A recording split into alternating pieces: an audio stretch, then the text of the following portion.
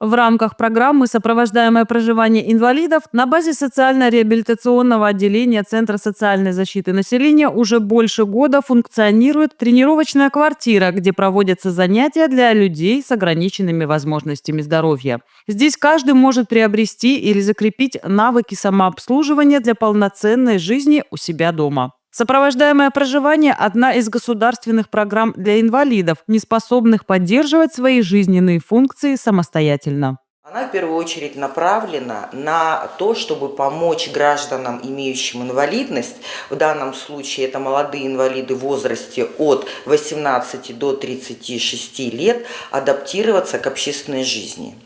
Вести бытовое хозяйство у себя дома, иметь возможность проживать отдельно от своих родственников, если они этого хотят. Потому что в своей работе мы, естественно, каждый день работаем с гражданами, имеющими инвалидность, и мы понимаем, какие трудности они испытывают. Кто-то не может приготовить себе кушать, кто-то не может сам себя обслуживать в плане санитарно-гигиенических услуг. Кто-то не понимает, как составить вообще свою жизнь в быту, как пользоваться элементарно деньгами. У кого-то не хватает общения. То есть на сегодняшний день эта проблема очень остро стоит. Поэтому у нас создана такая тренировочная квартира.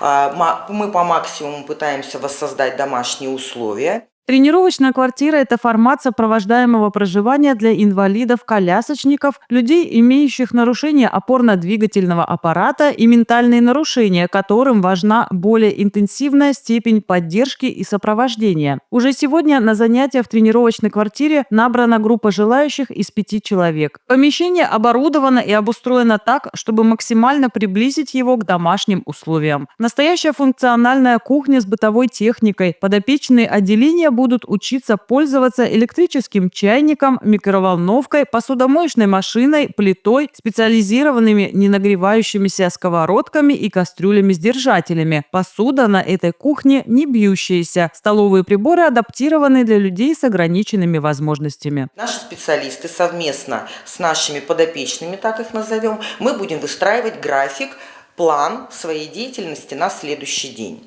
Мы будем составлять меню совместно, да? Будем учить их составлять, будем узнавать их вкусы, их пристрастия, кто что хочет, кто первое, кто второе, кто третье. Совместно мы будем приходить к какому-то одному мнению, составлять меню. Соответственно, нам нужно будет закупить продукты для приготовления этих блюд. Здесь же мы будем потихонечку, конечно, не всегда это будет получаться сразу, мы будем учиться тратить экономно денежки, да, то есть расходовать свой бюджет. Кто имеет возможность передвигаться самостоятельно, специалист будет выходить в близлежащий магазин, где будет помогать, именно помогать, не выбирать за нашего подопечного, а помогать своими возможно, советами или наводящими вопросами, опять же, в соответствии с меню, выбирать с ним продукты питания.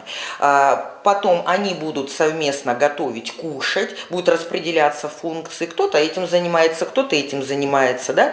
Опять же, хочу акцентировать внимание, что наши специалисты будут, не отходя от них, вместе с ними заниматься и работать. Они будут учить готовить на этих бытовых приборах, да, возможно, у кого-то, естественно, таких дома нет. У нас здесь все оборудовано. И оборудовано, я хочу сказать, достаточно хорошо именно в плане безопасности наших подопечных. То есть это специальная посуда, специальными держателями, да, в которые они будут все это готовить.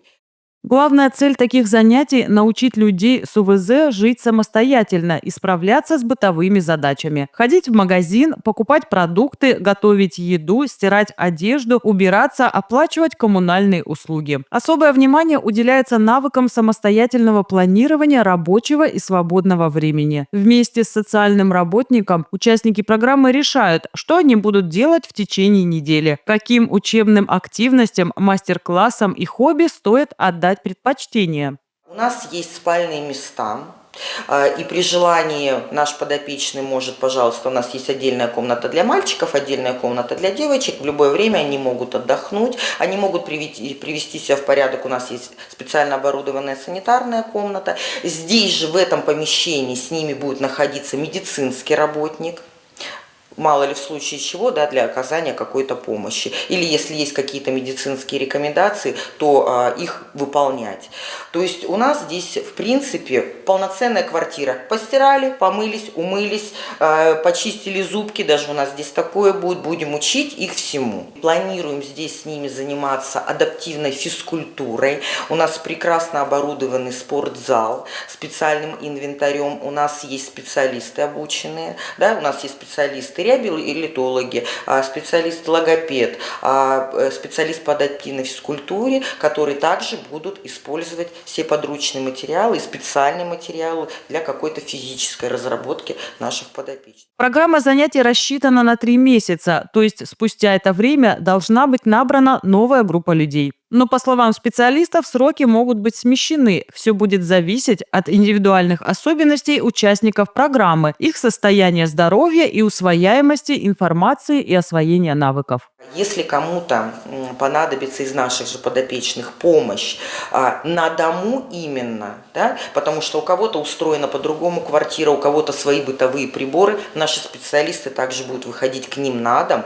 и заниматься с ними в условиях их проживания. Имеющийся у нас специализированный автотранспорт, поэтому у нас будет возможность подвоза сюда граждан маломобильных, в том числе колясочников. Да, у нас есть ступенькоход, который мы также будем активно использовать. То есть у нас есть полноценные возможности работы с ними. По любым имеющимся вопросам можно обращаться в территориальный центр социального обслуживания населения города Инты по адресу Куратова, 66, либо по телефонам 3 19 25 и 3 14 69.